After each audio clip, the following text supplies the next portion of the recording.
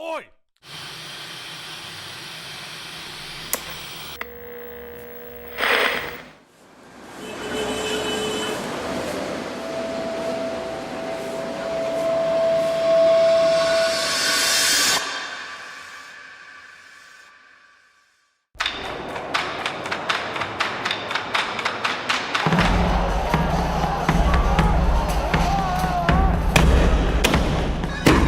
If the investor lose confidence in Hong Kong because of this evil bill, then the Hong Kong will economically would also be destroyed.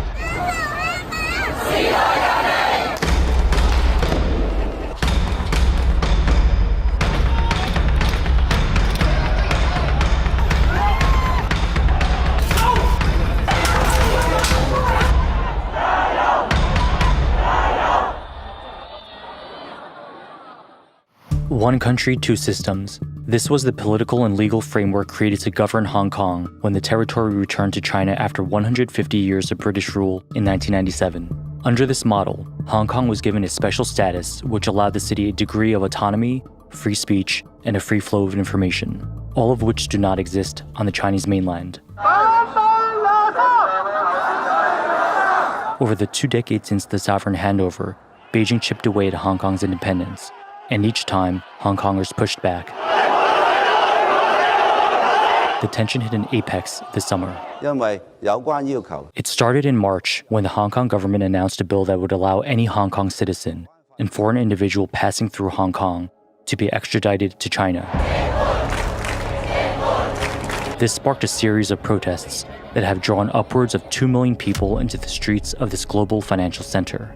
The protesters have 5 core demands: full withdrawal of the extradition bill, an independent commission to investigate alleged police brutality, retraction of the classification of protesters as rioters, amnesty for arrested protesters, and universal suffrage.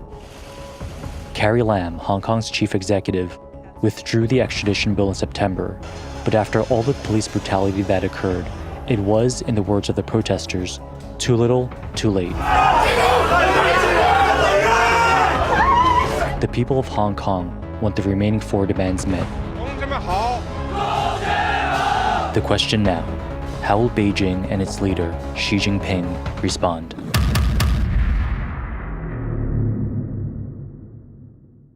How this scenario would pan out is utterly unclear, and I believe that Beijing has actually no interest in repeating Tiananmen's situation. However, President Xi has navigated himself into such a deadlock situation that that's quite frankly like, I don't know how much choice he has. Exactly 30 years ago, Chinese citizens took to Tiananmen Square in Beijing, demanding greater democratic freedoms from the Chinese Communist Party. The result was a lethal crackdown by the Police Liberation Army and the massacre of thousands of peaceful protesters. The leaders of the movement then, as now, were students. One of them was Zhao Fengshuo. In the aftermath of the massacre, he would be labeled as number 5 of the 21 most wanted student leaders. I went to Tiananmen Square in the afternoon. I think I arrived at about 4 p.m. And the moment I was there, I can smell the tear gas. I think this was the first time for me to smell tear gas, and I knew this time is different. I realized this will be a long night, and that time I believed that Tiananmen Square, it was the center of the movement. It will be the most dangerous place. So that's where I chose to stay. The real shooting actually began at about 9:30 p.m. in the evening of June 3rd. As we were on Tiananmen Square, we heard gunshots coming from all sides of Beijing. And it became really dense at about midnight. It was definitely like a war zone.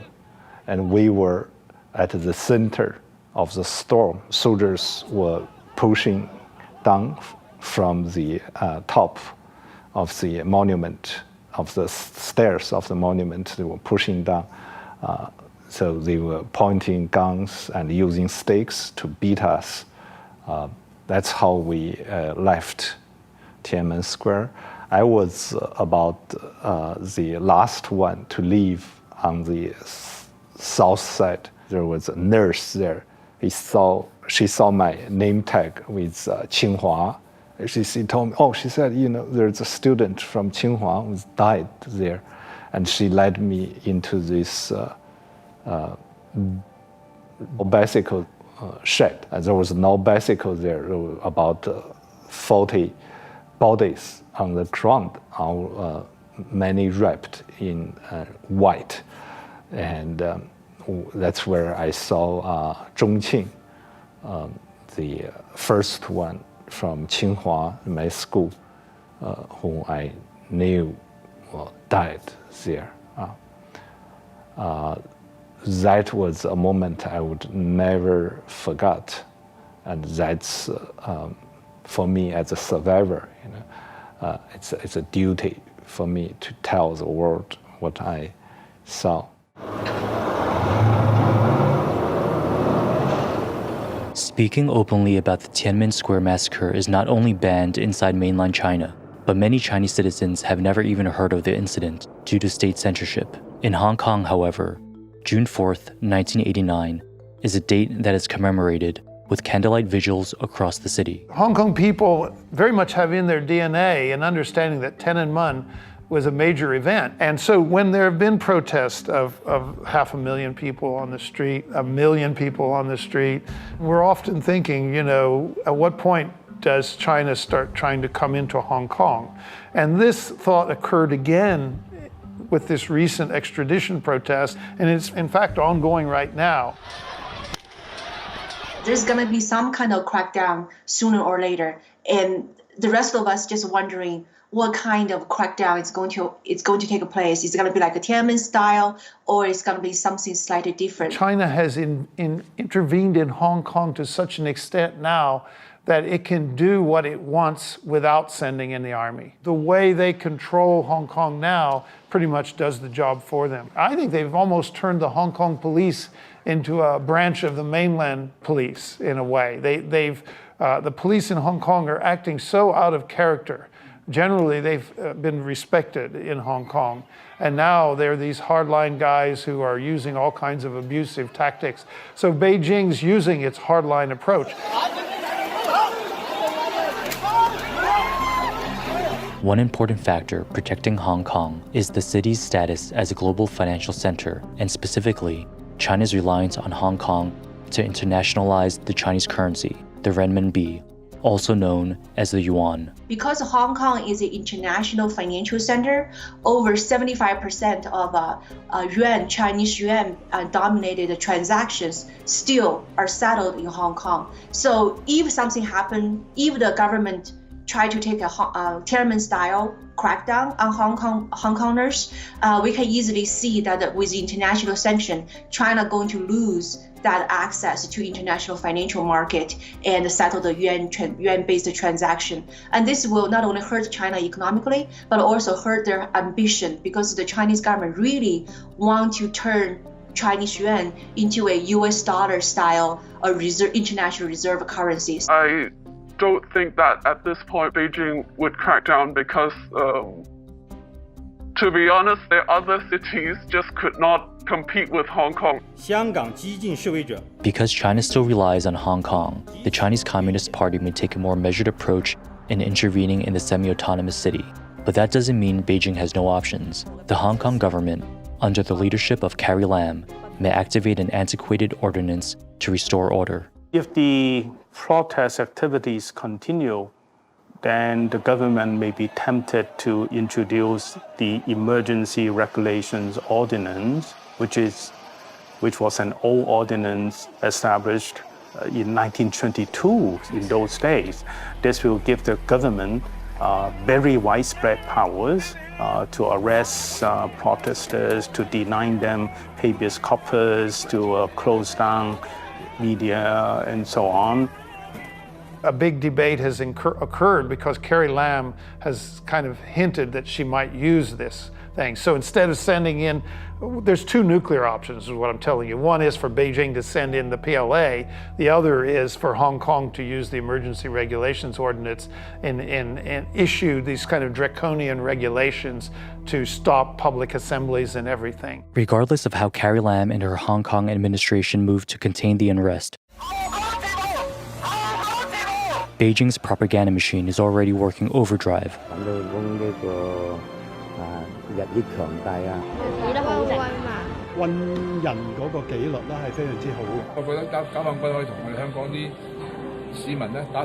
Couple of things Beijing is doing actually are very similar to what they did back in 1989. One is to change the PR, to have a PR war. When we saw Hong Kong, the 2 million people in Hong Kong peacefully protest back in June, there was no coverage about the peaceful protest in China. Basically, the state-controlled media did not report about the peaceful protest at all. But as soon as some of the young protesters vandalized the Hong Kong legislature office, once they have some images about the violence, the Chinese media basically opened the floodgate. They started to broadcast those images everywhere, and they basically labeled those protesters as rioters, as violent hooligans. Those are the very similar language the Chinese government used to describe pro-democracy students back in 1989. And they used those language months before they eventually sent the troops for the Tiananmen crackdown. Well, I think in both cases, the demonstrators have sort of had their fill of sort of the party sophistry and prevarication. And in both cases, they got the ball rolling to the degree where they could do what they wanted to do and force the government in Beijing to listen to them. But of course, while they did that, and had a certain justification for doing it, what nobody accounted for was the ways in which that sort of wounded the pride and deprived the government of a critical face that they depended on to maintain their rule. And that when that happens with a Leninist party, it begs an inevitable response. And the response came in 1989. And I think it's inevitable that a similar response, maybe not absolutely like response, but a similar counter response will come from Beijing in regard to Hong Kong. Not only is the Chinese Communist Party using propaganda methods they used during Tiananmen to discredit the democracy movement in Hong Kong, they are also exporting current military tactics being used inside the mainland to Hong Kong as well. In one of the protests recently, they used the Hong Kong police used the water cannons to shoot the protester back. But the water cannons, the water, they put it in blue dye. So because all the protesters wear black, right, and a mask, so it's hard to identify. But when they get hit with blue dye water, it's very easy for them to be identified by the police. And people quickly pointed out in Xinjiang, where right now Chinese authorities basically put over several millions of Uyghurs in the intern camps. And those are the same tactics they use to use dyed water cannon to shoot at the protesters so they can identify who they are. Hong Kong and Beijing are seemingly in a deadlock. So where do we go from here? We've reached a point in Hong Kong where it's very difficult to imagine how it can end with a restoration of the status quo. Xi Jinping and the Beijing government are very loath to have to go into Hong Kong, particularly with the PLA, maybe the People's Armed Police. But even so, I think they recognize this would be a terrible Rubicon to cross. But something could happen in Hong Kong. Like a bomb could go off, there could be some major violent confrontation. I mean, we're edging ever closer to urban guerrilla warfare.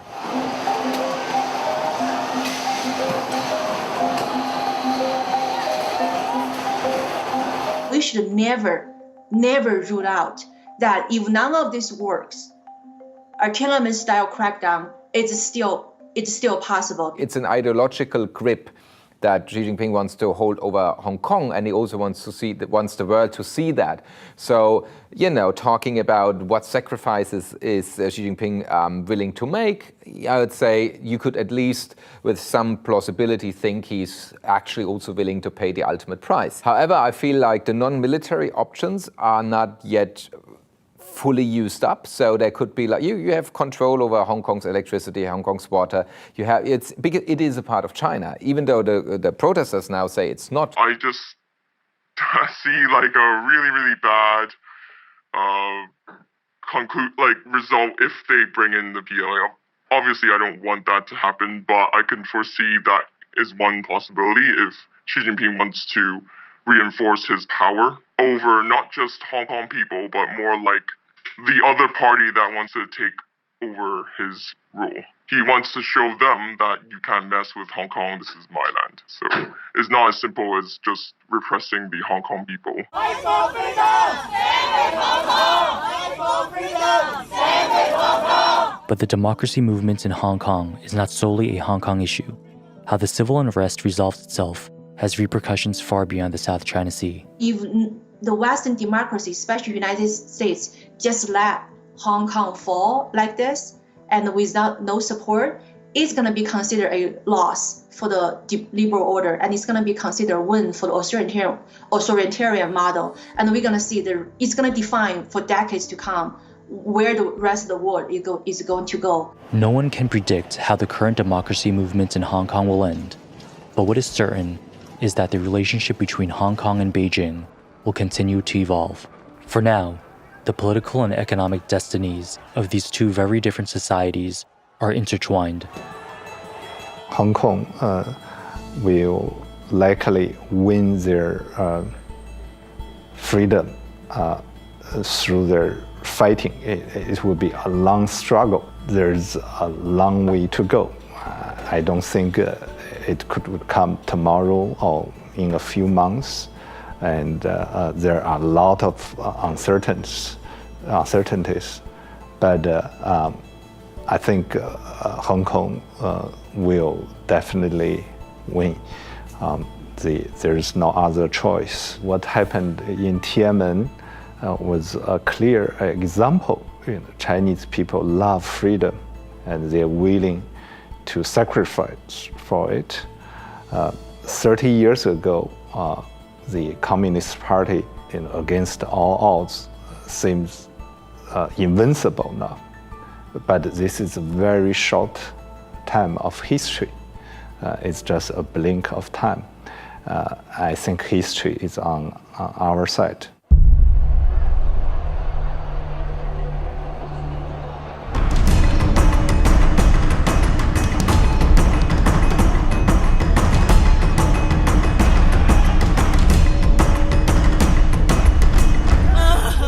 Hong Kong!